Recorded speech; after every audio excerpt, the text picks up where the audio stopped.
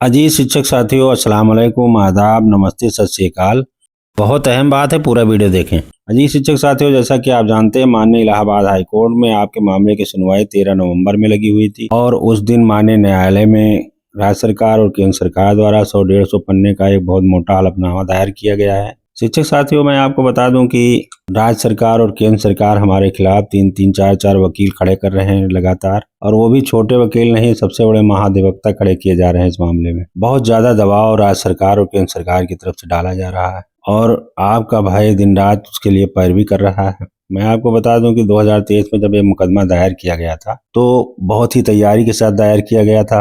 माननीय अशोक खरे जी को वकील रखा गया था और सुधांशु पांडे जी को 2 वकील रखे गए थे आपकी लड़ाई के लिए, और 2024 में उन लोगों ने मुकदमा जीत करके आपको दे दिया। 4 साल के पेमेंट का ऑर्डर हो गया। जो साथी मुकदमा कभी लड़े हैं उनको पता है कि वकील को जिस मुकदमे के लिए हायर किया जाता है वो मुकदमा जब खत्म हो जाता है तो वकील का काम खत्म हो जाता है, और आप कोई भी नया मुकदमा दायर करेंगे तो उसमें आपको नए सिरे से उस वकील को या किसी भी वकील को रखना पड़ेगा, क्योंकि वो वाला मुकदमा जीत करके उन लोगों ने दे दिया था तो अशोक खरे जी ने अपना काम कर दिया। उसके बाद में चूंकि आदेश में राज्य सरकार और केंद्र सरकार दोनों से पेमेंट का ऑर्डर कोर्ट ने किया था और दोनों के बारे में लिखा था, लेकिन राज्य वाला ज्यादा क्लियर था, केंद्र वाला कम क्लियर था, इसीलिए करेक्शन याचिका कोर्ट में हम लोगों की तरफ से दायर किया गया था। जब हमने करेक्शन याचिका दायर कर दी तो उसके कुछ ही समय बाद राज्य सरकार ने बाकायदा एक नई पुनर्विचार याचिका कोर्ट में दाखिल कर दिया, क्योंकि अशोक खरे जी बहुत ही महंगे वकील हैं। एक टीचर से 1 लाख रुपया मुकदमा दायर करने का लेते हैं, सबको पता है।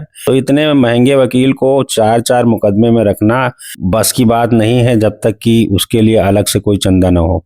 और चूंकि सुधांशु पांडे जी भी बहुत सीनियर वकील हैं तो उनसे काम चल रहा था, तो उन्हीं से काम चलाया जा रहा था। लेकिन आजकल राज्य सरकार 3-3, 4-4 वकील, एकदम बहुत मोस्ट सीनियर वकील हमारे अगेंस्ट खड़ा कर रहा है। ऐसे में एक वकील जब हम खड़ा कर रहे हैं तो वकील उनके सामने कमजोर पड़ रहा है। तो इसीलिए मैंने सोचा कि आप लोगों को बता दें, अशोक खरे जी को हायर करने की जरूरत महसूस हो रही है। अगर राज्य सरकार इतना ज्यादा, राज्य सरकार और केंद्र सरकार हमारे विरोध में ना आते, बताओ 100-100, 150-150 पन्ने का पुनर्विचार याचिका में एफिडेविट दाखिल किया है। आप सोचिए कि कितना बड़ा विरोध आपका चल रहा है। वैसे तो हमारा मुकदमा कोर्ट में बहुत मजबूत और बहुत मजबूती से दायर किया गया था और मुकदमा भी हमारे फेवर में जीता हुआ है, और कोई भी कोर्ट ऐसा नहीं कहेगी कि आप मेहनत किए हो, मेहनताना न लो, सब कुछ सही है। लेकिन इसके बावजूद भी चूंकि 3-3, 4-4 इतने बड़े वकील खड़ा कर रहे हैं हमारे अगेंस्ट में, तो ऐसे में हम चूंकि एक वकील मोस्ट सीनियर है सुधांशु पांडे जी, लेकिन उनके खिलाफ में 2-3 वकील हमको भी खड़ा करने की जरूरत है, लेकिन हमारे पास उतना पैसा ही नहीं। 1-2 बार चंदे के लिए कहा भी गया था तो 10-50 लोगों ने 150 रुपया दे दिया। आप बताइए, अशोक खरे जी इतना रुपया लेते हैं तो उनको कैसे हायर किया जाए।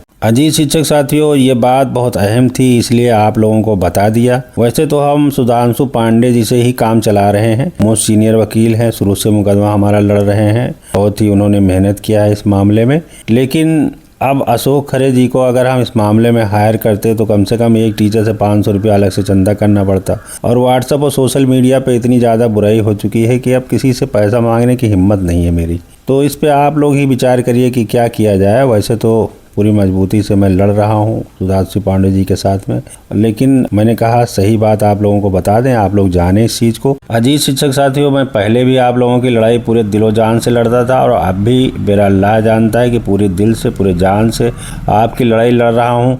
वैसे तो मैं ये लड़ाई आपकी नहीं लड़ पाता, क्योंकि अब नौकरी भी नहीं बची है, रोजी रोटी कमाना भी पड़ रहा है। तो कहिए अल्लाह के करम से हमारे बच्चे अच्छा काम करते हैं, इसलिए किसी तरह से कारोबार घर का चल रहा है, इसलिए मैं आपकी लड़ाई लड़ पा रहा हूँ पूरी ताकत से। और इसमें कम समय नहीं लगता है, बहुत समय लगता है, और उसके लिए मैं लड़ाई आपकी लड़ रहा हूँ पूरे दिलो जान से कि अल्लाह की नज़र में मैं गुनहगार ना बनूं कि मैंने आपका काम लिया था तो मैंने पूरी ईमानदारी से उस काम को नहीं किया। तो मैं आज भी पूरी ईमानदारी से काम कर रहा हूँ, कोई भी मैंने बात आज तक आप लोगों को झूठ नहीं बताई और ना ही आपकी पैरवी में कोई कमी रखी है। तो साथियों, जो भी सच्ची बात है मैं आप लोगों को बता देता हूं। मैं झूठ बोल करके कोई पॉलिटिक्स मैंने अपने जीवन में नहीं किया है, ना मुझे किसी चीज़ की लालच है। तो इसलिए जो है सभी चीज़ मैं आप लोगों को बता दे रहा हूँ और बराबर आपके इससे लड़ाई लड़ रहा हूँ। तो शिक्षक साथियों, आप लोग जो बेहतर हो डिसीजन लीजिए, जैसा हो आप लोग बताइए, मुझे राय मशविरा दीजिए कि क्या करना चाहिए।